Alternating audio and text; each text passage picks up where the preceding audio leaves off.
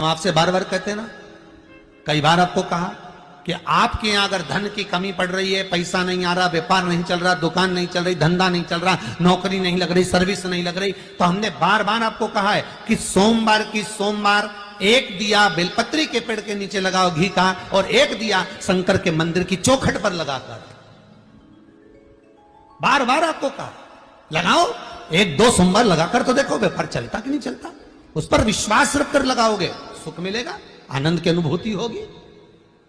एक ही वार मेरे पास में है, वो सोमवार भी तुझे देता हूं। लक्ष्मी ने कहा प्रभु आपने सोमवार मुझे दिया है, मैं इस बेलपत्री के वृक्ष के नीचे महादेव आपको वचन देकर जाती हूं, जो सोमवार के दिन शिव मंदिर में भूल से भी एक लोटा जल चढ़ा देगा, मैं महालक्ष्मी कहलाती हूं। लक्ष्मी और महालक्ष्मी में अंतर है। लक्ष्मी घर में आती है वापिस चली जाती है, पर महालक्ष्मी जिसके घर में आती है वो जिंदगी भर के लिए नहीं जाती। महालक्ष्मी कह रही है बाबा आपने मुझे सोमवार का दिन दिया, जो सोमवार के दिन शंकर के मंदिर में आकर एक लोटा जल समर्पित करेगा, ये महालक्ष्मी उसके लोटे को खाली नहीं जानने देगी, उसमें स्वयं महालक्ष्मी बैठकर उसके घर तक जाए, उसके घर तक जाए। सारी समस्या का हल एक लोटा जल, बोल बम का नारा है, बाबा है सारा। आप शिव जी के मंदिर में जल चढ़ाने के लिए जाते हैं, ये अनुभव रखिए, वहां से आप खाली हाथ नहीं आते, महालक्ष्मी आपके साथ आती है। कौन आती है? महालक्ष्मी।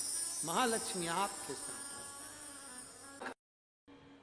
शंकर भगवान ने लक्ष्मी को देखकर कहा लक्ष्मी आज तक तू विष्णु पत्नी लक्ष्मी कहलाती थी, आज ये देव अधिदेव महादेव तूने कुछ नहीं मांगा, इसलिए मैं महादेव अपना महाशब्द तुझे देता हूं, अपना महाशब्द तुझे देता हूं। दुनिया के लोग मुझे महादेव कहते हैं, मेरा महाशब्द तुझे देता हूं, आज से तू विष्णु पत्नी लक्ष्मी नहीं, विष्णु पत्नी महालक्ष्मी कहलाए। महालक्ष्मी। ज्यादा तकलीफ हो तो भस्म शंकर को लगाओ और वही भस्म का त्रिपुंड मस्तक पर लगाओ। भस्म भाग्य की रेखा को बदल देती है, भस्म में वो बल होता। ना सुंदर कहा है महाराज, मान लो कोई काम है आपका और आपका वो काम नहीं हो रहा, आपने पूरा प्रयास कर लिया, बहुत मेहनत कर ली, और वो काम यदि आपका नहीं हो रहा तो एक नियम बनाओ, 5 सोमवार, 5 बेलपत्र, 5 चावल का दाना, 5 कनेर का पुष्प पीला,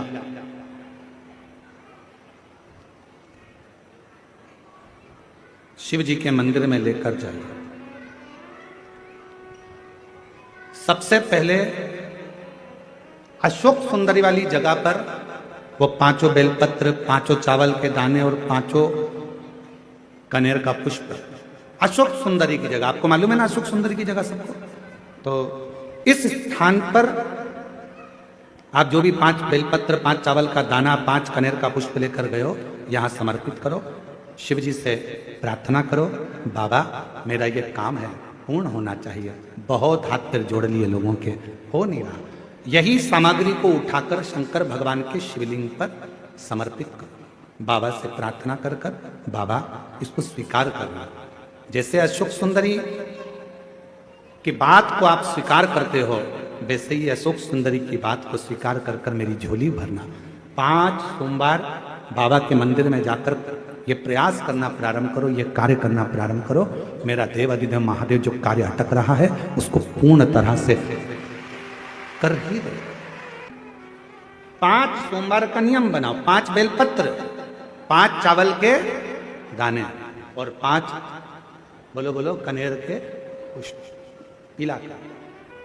तुम्हारा लकी समय नहीं चल रहा हो और तुम्हें गुड लकी बनना है तुम मस्तक पर सोमवार की सोमवार त्रिपुंड चंदन का लगाना प्रारंभ कर दो, एकदम लक्की बन जाओ। ये जिस लड़का लड़की का विवाह नहीं होता ना, तो सोमवार के दिन उसको शमी पत्र के नीचे बिठाकर और शमी के वृक्ष के नीचे बिठाकर शमी वृक्ष के जड़ की मिट्टी का तिलक लगाकर हाथ में शमी वृक्ष के हाथ में लड़का या लड़की के हल्दी लगाकर शमी वृक्ष पर छापे लगाकर और वहीं पर उसका मीठा मुंह करा दिया जाता है, तो 3 महीने में विवाह हो जाता है।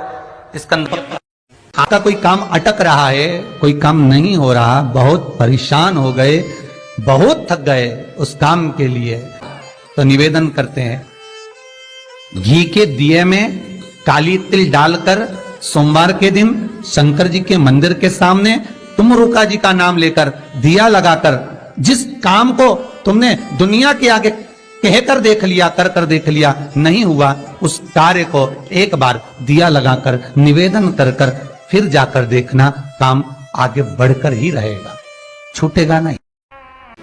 मां कौशल्या,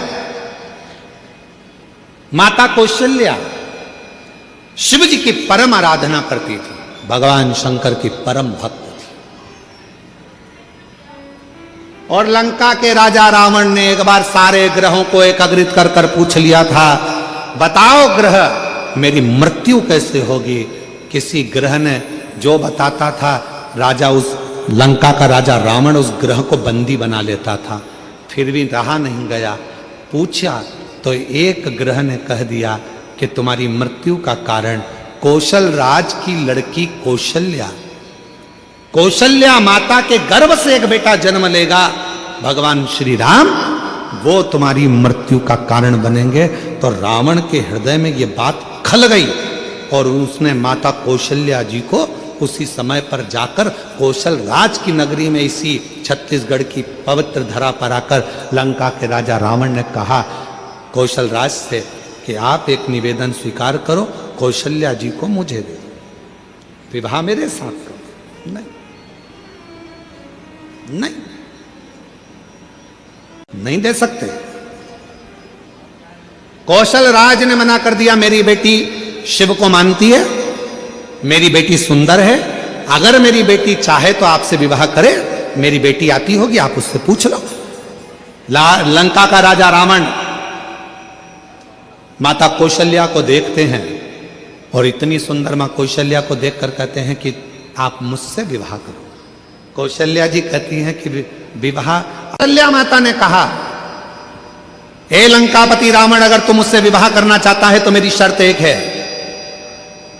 तेरी लंका में शंकर का शिवलिंग पहुंच जाएगा तो मैं तुझसे विवाह करूंगा। रावण गया शिवलिंग लेने, शंकर जी के पास जाकर शिवलिंग मांगा, लेकर जाने लगा, पर मां पार्वती जी नहीं चाहती थी कि ये शिवलिंग पहुंचे। भार उत्पन्न हो गया उस शिवलिंग में, लंका के राजा रावण ने पृथ्वी पर रख दिया। वो शिवलिंग लंका तक नहीं पहुंचा, देवघर में बाबा बैद्यनाथ जी के रूप में पूजित हो गया। एक बेजू ग्वाले के हाथ में, कौन था बेजू ग्वाला? स्वयं गणेश जी महाराज, जिन्होंने उस शिवलिंग को अपने हाथ में लेकर 51 शक्ति पीठ में से जो एक मां सती का हृदय जहां गिरा था, उसी हृदय के मध्य में उस शिवलिंग को रख दिया था। रावण को लगा कि कौशल्या जी के पुत्र के कारण मेरे प्राण छूटेंगे, तो एक काम करता हूं, इस कौशल्या जी को हरण कर छुपा कर पेटी में बंद कर समुद्र में डाल देता हूं। और एक मछली के मुख में वो पेटी रख दी थी। वो मछली की लड़ाई एक बड़े मछुए से हुई, मुख खुला मछली का, पेटी गिर गई, एक टापू पर चली गई। वहीं से दशरथ जी निकल कर जा रहे थे, बंद पेटी को देखा तो खोला, उसमें कौशल्या जी थी। पूछा तुम कैसे आई? सारी कथा सुना दी। वापिस कौशल राज के पास में माता कौशल्या जी को भेजा गया और राजा कौशल राज ने दशरथ जी के साथ कौशल्या जी का विवाह पक्का कर दिया और उनके घर में राम जी का प्रागट।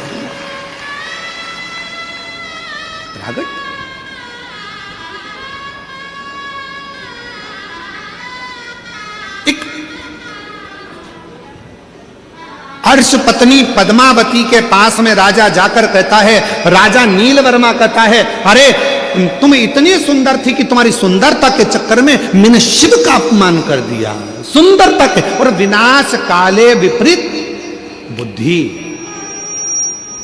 विनाश काले विपरीत बुद्धि। जब समय पलटी मारता है तो बुद्धि भी अपने आप विपरीत होती चली जाती। मेरी जीजियों, बुराई किसकी होती है संसार में? जम के बोलो। जो बहुत अच्छा होता है। तुम बहुत अच्छी हो, इसलिए तुम्हारी बुराई तुम्हारे घर में भी होगी और मोहल्ले में भी होगी। तुम बहुत अच्छे हो तो तुम्हारी बुराई ऑफिस में भी होगी, दुकान पर भी होगी, व्यापार में भी होगी। बुराई किसकी होती है? जो अच्छा होता है। अच्छे में से ही बुरा ढूंढा जाता है। बुरे में से कभी कोई बुरा ढूंढता है क्या? अरे बोलो तो जम के नहीं। बुराई जिसके अंदर भरी होगी उसमें से कोई बुराई नहीं ढूंढेगा। तुम कभी भी देखना, बहुत सारे ऐसे पियक्कड़ नशेले रोड के किनारे पड़े रहते हैं। कोई उनके घर में जाके सूचना करता है कि तुम्हारा पति पी के पड़ा है, तुम्हारा बेटा पीकर पड़ा है, मदिरा का पान कर लिया, नशे में पड़ा है? कोई नहीं कहता। सबको मालूम है पीता है, बहुत बेकार है, बहुत गंदा है। कौन जाकर कहेगा? पर अच्छे में से जाकर कहेगा। पर कोई अच्छा व्यक्ति, बहुत अच्छा व्यक्ति जब कोई गंदा काम करता है, गलत काम करता है, तो लोग फिर बुराई करना प्रारंभ करते हैं। अच्छे व्यक्ति की बुराई होती है, कभी बुरे व्यक्ति की बुराई नहीं होती, क्योंकि बुरा तो पहले से बुरा, उसमें क्या खाक बुराई ढूंढेगा वो। नीलवर्मा ने सारे मंदिर तोड़वा दिए राजा ने, और राजा नीलवर्मा ने सारे मंदिर तोड़वा दिए, शिवलिंग तोड़वा दिए, मंदिर हटवा दिए, होटलें हटवा दिए। हर्षपत्नी पद्मावती एक कुंड के पास बैठ गई। मिट्टी का पार्थिव शिवलिंग का निर्माण कर रही है। पार्थिव शिवलिंग का निर्माण, और पार्थिव शिवलिंग का निर्माण करते करते करते करते वो आराधना में जो डूबी, साधना में डूबी, जो साधना में डूब गई, इतने में आ गया राजा नीलवर्मा। जैसे ही राजा नीलवर्मा आए, उन्होंने देखा कि ये पद्मावती तो वापिस शिव की आराधना में लग गई। अब शिवलिंग नहीं है, शिव प्रतिमा नहीं है, मंदिर नहीं है, होटलें नहीं है, शंकर का कहीं शिवलिंग नहीं है, तो इसने तो पार्थिव लिंग का निर्माण करना प्रारंभ कर दिया। पार्थिव लिंग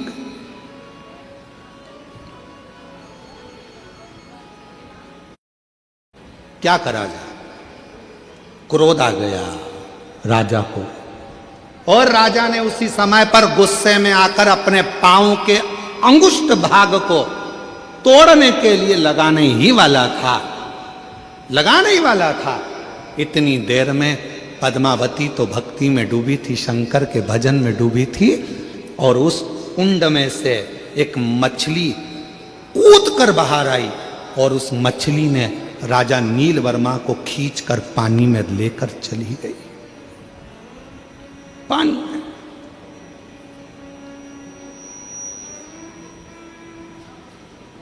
जैसे ही वो मछली अंदर लेकर गई, राजा का शरीर एक डुबकी लगाकर वापस बाहर आया तो शरीर था तो ठीक, पर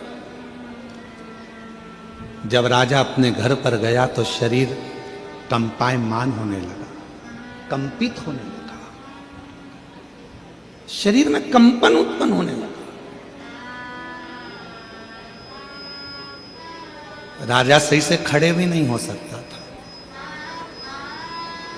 राजा बैठ भी नहीं पा रहा था, चल नहीं पा रहा था।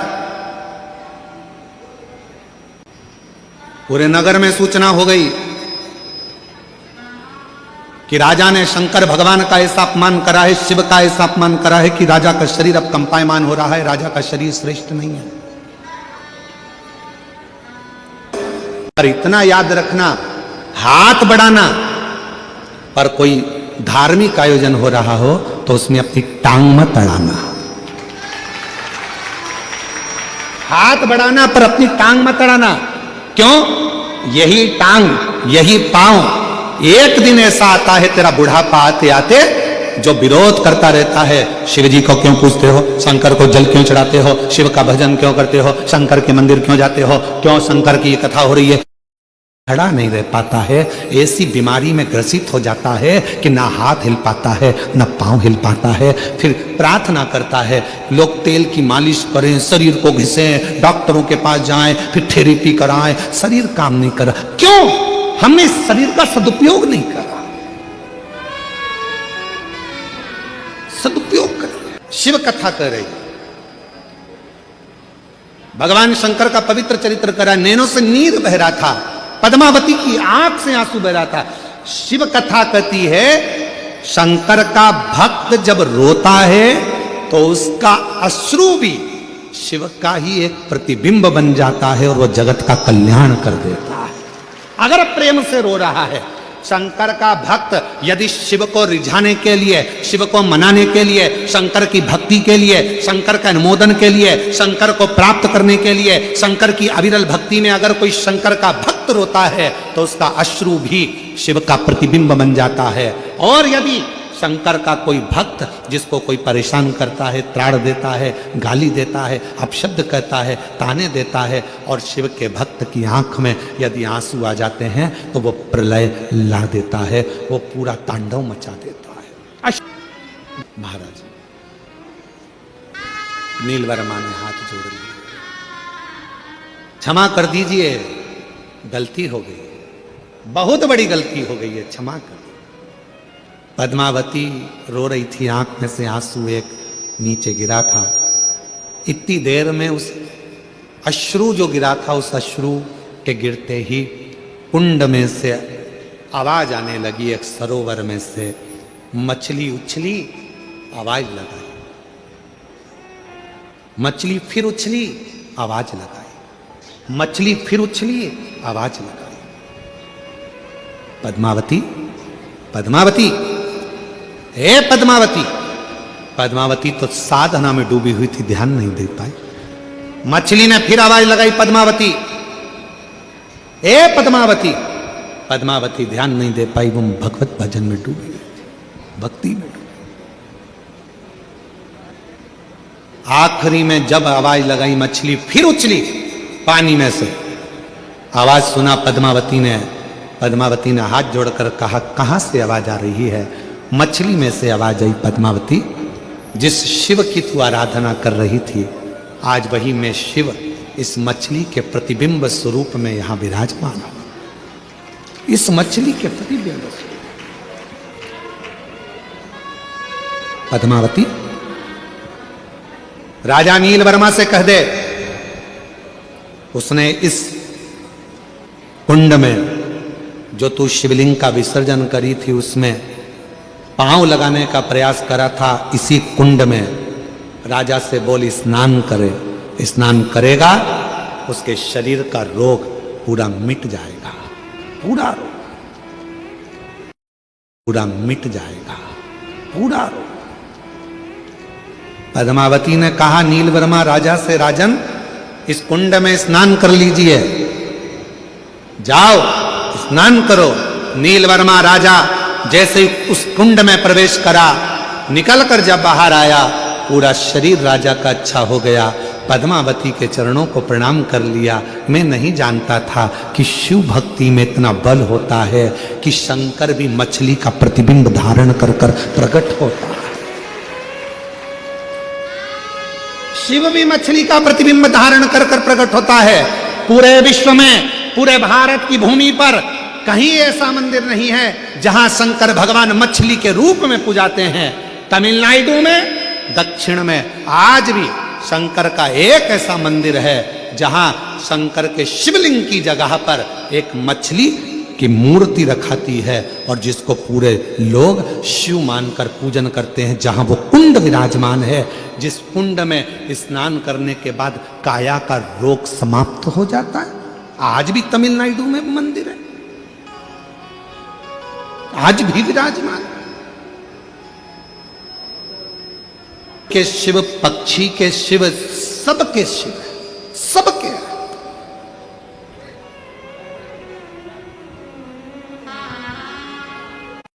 एक है शिव, एक है शंकर, एक है भोला। 3 नाम हैं, तीनों को समझ लीजिए। शिव का मतलब है जो तुम्हारी श्वासों में रमण कर रहा है, जो संसार का पालन करता, संहार करता, सब कुछ वही है, वो शिव है। दूसरा नंबर है शंकर, जो जिसमें प्राण भी नहीं है, मिट्टी, जमीन, पत्थर, सब जिसमें भी प्राण नहीं है, वो भी शंकर का प्रतिबिंब है। कंकर शंकर माना जाता है। कंकर। भोला अर्थात जिस पशु में, पक्षी में, जलचर में, थलचर में, वायुचर में, अग्निचर में, सब जीवों में जो सदा विराजमान है, वो भोला है, वो शिव है, वो भोला। भी होते हैं जो भगवंत भजन में डूबे रहते हैं, सत्संग में डूबे रहते हैं, कथा में डूबे रहते हैं, संकीर्तन में डूबे रहते हैं, अच्छा काम करते हैं, मंत्र जाप करते हैं, तीर्थ जाते हैं, अच्छा भजन करते हैं, यज्ञ करते हैं, अनुष्ठान करते हैं, अभिषेक करते हैं, पूजन करते हैं। उसके बाद भी शरीर में रोग आ जाता है, उसके बाद भी शरीर कष्ट में हो जाता है, उसके बाद भी हाथ पैर कड़क हो जाते हैं, उसके बाद भी शरीर नहीं चल पाता है। तो कई लोगों ने पूछा कि ये तो अच्छा भजन करने वाला था, स्मरण करने वाला था, कीर्तन करने वाला था, तीर्थ करने वाला था, इसके साथ में ये प्रॉब्लम कैसे खड़ी हो गई? उसका कारण केवल इतना सा है, हमारे पूर्व जन्म का कोई पुराना कर्म रह गया था, वो कर्म आज हमको भोगना पड़ रहा है, उसको काटना है। उसको एक लोटा जल चढ़ाकर बेलपत्री को शंकर जी से मांग कर कि बाबा ये तुम्हारी चढ़ी हुई बेलपत्र है, मैंने सुना है आप पर चढ़ी हुई वस्तु औषधि हो जाती है, मेरे स्वास्थ्य ठीक नहीं है, शरीर में गांठ पड़ गई है, शरीर में ये दुख है, घुटने में तकलीफ है, आप अपनी एक बेलपत्र औषधि बनाकर दे दीजिए, शिव जी से मांग कर लाओ, उसको प्रेम से खाओ, बाबा चाहेगा तो अमृत कर कर तुम्हारी जिंदगी को संभाल। हमें न तंत्र आता, न मंत्र आता, न साधना आती, हम तो केवल शंकर को जानते हैं और वो भी पूरा नहीं जानते। संसार में जो पैदा हुआ वो परमात्मा को कैसे जान सकता है? बेलपत्री शिव जी को क्यों चढ़ाई जाती है? जम के बोलो जरा। हम अपनी बात बाबा से नहीं कह सकते तो एक बेलपत्र को लेकर हम भगवान देव अधिदेव महादेव से जब उनको समर्पित करते हैं तो अपने दिल की बात, हृदय की बात शिव को कह देते हैं, मन की बात भगवान को अपने हृदय की बात कह देते हैं। एक बेलपत्र, एक लोटा जल, बोलो बोलो जम के, सारी समस्या का हल। जब व्यक्ति के जीवन में कोई राह नहीं सूझ रही हो, कोई मार्ग नहीं मिल रहा हो, तब ये शिवलिंग है, जरा समझिएगा। एलईडी पर आपको दिखाया जा रहा है, मान लो ये शिवलिंग है, ये जलाधार है, ये जल यहां चढ़ाते हो तो वो पानी बहकर इधर आता है, जल बहकर इधर आता है। मान लो कोई राह नहीं दिख रही हो, आपको लग रहा है कि मैं बहुत फंस चुके हूं और निकल नहीं पा रहा हूं, मार्ग नहीं मिल रहा, थोड़ा सा लाल चंदन जहां ये जल बहता है इसके दोनों ओर, इधर गणपति इधर कार्तिकेय, थोड़ा थोड़ा लाल चंदन दोनों जगह पर लगाना प्रारंभ करो और उत्तर की ओर मुख कर कर दक्षिण में खड़े होकर शिवजी को जल चढ़ाना प्रारंभ करो। 3 या 4 दिन तक आपने अगर दोनों जगह पर चंदन लगाकर दक्षिण में खड़े होकर उत्तर की ओर मुख कर कर भगवान के शिवलिंग पर जल चढ़ाया, पहले लगाना चंदन दोनों ओर लाल और फिर जल चढ़ाना, 3 से 4 दिन में स्वयं मेरा भोले बाबा आपको मार्ग निश्चित कर देगा और रास्ते क्लियर कर देगा। ज्यादा दिन नहीं।